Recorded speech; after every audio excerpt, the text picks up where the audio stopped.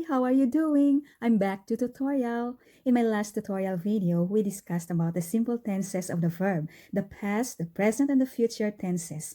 And in today's video, I'm going to discuss the perfect tenses, the past perfect, the present perfect, and the future perfect tenses of the verb. Ready, go! Perfect tense is an aspect of verb tense used to describe completed actions. Perfect or complete are the same. Perfect tense. The term itself suggests that the action of the verb is completed or perfected or finished either in the past, in the present, or in the future. Each will be explained further as we go along with our discussion in this video. Perfect tense covers the past perfect, present perfect, and future perfect. Again, perfect means complete. The past perfect. The past perfect is formed by the past form of the auxiliary verbs have and has, which is had, plus the past participle form of the verb, plus another past tense.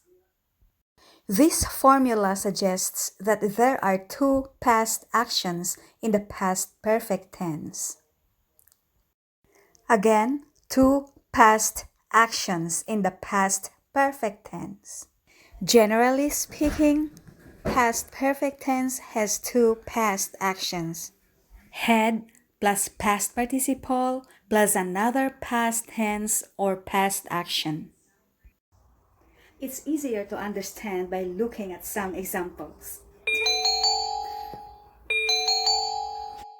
I had finished my homework before my mom called me for dinner.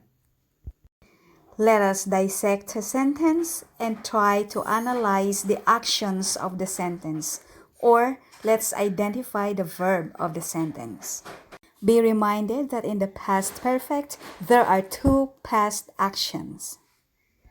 In this example, the first past action is had finished, and the second past action is called. In the first verb had finished, it indicates that the action finished is already completed or perfected before another past action took place. And what is the second past action? Called. Both actions happened in the past. Take note that the first past action is indicated by had plus the past participle form of the verb finished. I had finished my homework before my mom called me for dinner. The second past tense is called me for dinner. In the past perfect tense, there are two things that we should remember.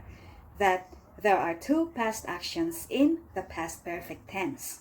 And the first past action is indicated by had plus the past participle form of the main verb, while the second past action is simply the simple past tense of the verb. Don't forget, there are two past actions in the past perfect tense. Let's go back to my example. I had finished my homework before my mom called me for dinner. The first past action is I had finished my homework. It means that the homework is already completed before mom called me for dinner. One past action had been completed before another past action took place. Let's proceed to another example. I had watched almost all of the show before the power went off. We are talking about past perfect tense, so two past actions in the sentence. Okay, let's start. The first past action is had watched. Had watched almost all of the show. Had watched. The second past action is went off. One past action, had watched, had been completed before another past action, went off, took place.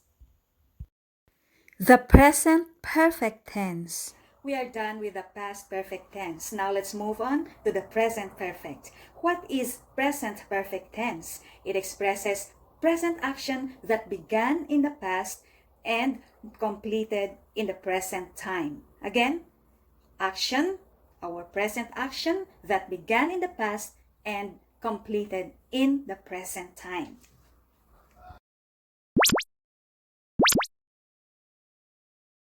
To form the present perfect, use has or have plus the past participle form of the verb.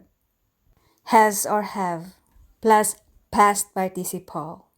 For example, I have put money in the bank. To form the perfect tense, use the auxiliary has or have plus the past participle form of the verb. Has if the subject is singular and have if the speaker is plural. Let's go back to the example. I have put money in the bank. In the present perfect tense, the main verb is in the past participle form. And the main verb in this sentence is put. As a rule, the main verb is always in the past participle form. But in this case, why put seems to be in the present tense is because put never changes its spelling whatever tense you use, whether it's past or present or future, it stays the same. Now that you have the correct past participle of the verb, don't forget that when using the present perfect tense, you need an auxiliary verb that helps your main verb to function. Using the present perfect tense without the correct auxiliary verb makes the sentence wrong. So take note, past participle form of the main verb needs auxiliary verb to make it works in the sentence. Going back to the example, I have put money in the bank. The auxiliary verb used is have since the subject is I, plus the past participle form of the verb put. I have put money in the bank. Don't be confused between past simple or present perfect tense. If you are caught between simple past tense or present perfect tense, the answer is think about time. Think about the finished time and unfinished time. Say, for example, think about last week. Last week is finished. It's over. Yesterday, last week, last month, the other day are all examples of finished time. Time that is complete. What about this week? When we say this week, it means it's not over yet. It's an example of unfinished time. When talking about time that is already finished, like yesterday, last month, last year, last week, use the past simple. On the other hand, when talking about unfinished time, like this month, this week, or this year, use the present perfect tense. Let's dig a little deeper. In the given example, I have put money in the bank. The sentence suggests that I started putting money in the bank sometime last month or last year or last week. And up to the time I'm talking, I'm still doing the same. I'm still putting money in the bank, or sometimes this week, this month, this year, I'm still putting money in the bank. That's present perfect. To explain more, it means my present actions started sometimes in the past and continued up to the time I'm talking, or sometimes this week, sometimes this month. It means that the action is not over yet. While if I say I put money in the bank yesterday or the other day, it means the action is already done. I'm not doing it now. It was only yesterday or the other day. So that's the difference between past simple and present perfect. So don't be confused, okay? I repeat, if you caught between, is it past simple or present perfect? Just think of the time, just think of the unfinished time and finished time. If the action is already finished or it's already over in the past, it means past simple. But if the action, your present action, began in the past and you're still doing it right now at the moment you are talking, or sometimes this week, this year, this month, it's present perfect. And the only difference is that in the present perfect, you have to use auxiliary verb. Like, for example, have or has plus the past participle form of the verb. While in the past simple, just use the past tense of the verb or the past participle tense of the verb, no auxiliary verb. Here's another example of present perfect. My friend has taken martial arts lessons for 6 years.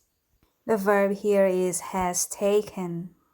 The main verb is in the past participle form, taken, and it cannot function without the auxiliary verb has.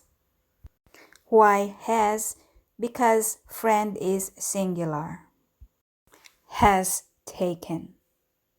Now let's get a meaning of the sentence. Why the sentence is in the present perfect. It's easier to learn the present perfect if we contrast the past simple and the present perfect tense. And to contrast the two is to differentiate finished time and unfinished time. Let's take a look at the example again. Let's contrast the finished and the unfinished time. The first sentence is, my friend has taken martial arts for 6 years. Second sentence, my friend took martial arts. Let's study the two sentences piece by piece. Has taken martial arts lessons for 6 years. Took martial arts lessons. Let's contrast the time between these two sentences. For sentence number 1, there is a time indicator for 6 years. While in sentence number 2, the time is not indicated. However, the verb used is the simple form of the past tense, took. Took is a past tense that signals that the action is over. Over in the past, sometimes in the past. Since the action is over in the past, it is referred as finished time. It further means that the action or event that's already over in the past has no connection with the present time. By looking at the example again, it means that my friend is already done with the martial arts lessons and that my friend is not doing martial arts lessons anymore at the moment. The time is finished. And now let's analyze number 1 and compare with number 2. As said, there is a time indicator which is for 6 years. This explains that my friend's action taking martial art lessons began in the past and that my friend is still doing martial arts lessons up to the present time. How long has my friend been doing martial arts lessons? For 6 years. From the date my friend started doing the martial arts lessons up to the present time, my friend is still on martial arts lessons. So the action is not finished yet. Again, unfinished time means the action began in the past and continued in the present time. Unfinished time. That's the meaning of present perfect time. Can you see now the difference between the present perfect and the simple past tense? In learning the present perfect tense, it is very important to know these basic things like the difference between unfinished time and finished time, as well as the use of the auxiliary verbs has or have, plus the past participle form of the verb for the present perfect tense, while in the past simple, just use the simple past form of the verb. The future perfect tense. Future perfect tense expresses action that will be completed by some point in the future. I just want to emphasize that perfected, completed, and finished are synonyms. It means one future action will be finished before another future action occurs. So future perfect tense has two future actions. So it is very clear enough that in the future perfect tense, there are two future actions. And the first future action must be completed or finished before another future action takes place. To form the future perfect tense, use will or shall plus have plus past participle. Example, she will have cooked the dinner by the time you arrive. Let's dissect the sentence. Again, there are two future actions in the future perfect tense. One future action must be done or finished before another future action takes place. First, let us identify the future actions of this sentence. To determine the actions, identify the verbs of the sentence. In this case, the verbs are cooked and arrive. How many actions? Two, cooked and arrive. To recall, in the future perfect tense, one future action must be finished before another future action takes place. You are maybe wondering why we are talking about future actions, but then cooked is in the past tense. To form future perfect tense, use will or shall plus the auxiliary verb have. And as a general rule, when we use auxiliary verb have, the verb that follows it must be in the past participle form. In this case, cooked, have cooked. She will have cooked the dinner. This is the first future action. And what makes it a future action? Because of the helping verb will. Will is future. She will have cooked the dinner is the first future action. The second future action is arrive. By the time you arrive. Arrive in this case is in the future tense because by the time is coming. The action is not done yet. It's coming in the future. Let's go back to the first future action. She will have cooked the dinner. Cooking must be done before another future action takes place. And what is that future action that is going to happen or that is going to take place after cooking is done? You arrive.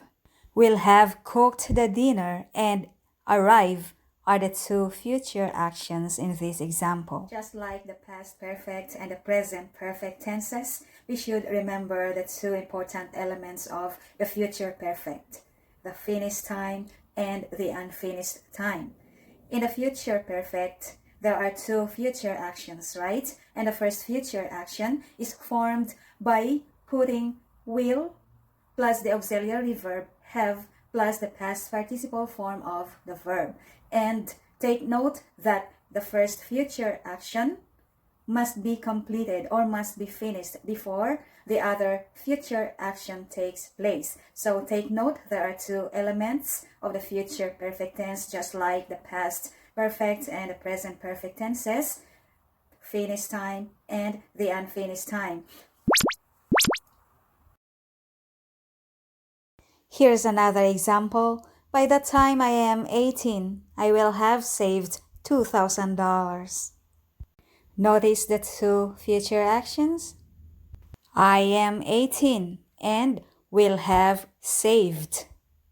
Take note of the two elements of the future perfect tense, the finished time and the unfinished time.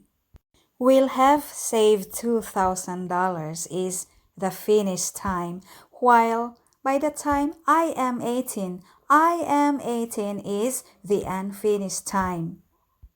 It means that upon reaching the age of 18, the speaker must have saved $2,000. For now, the speaker is younger than 18 years old. So becoming 18 years old is still coming. Future action.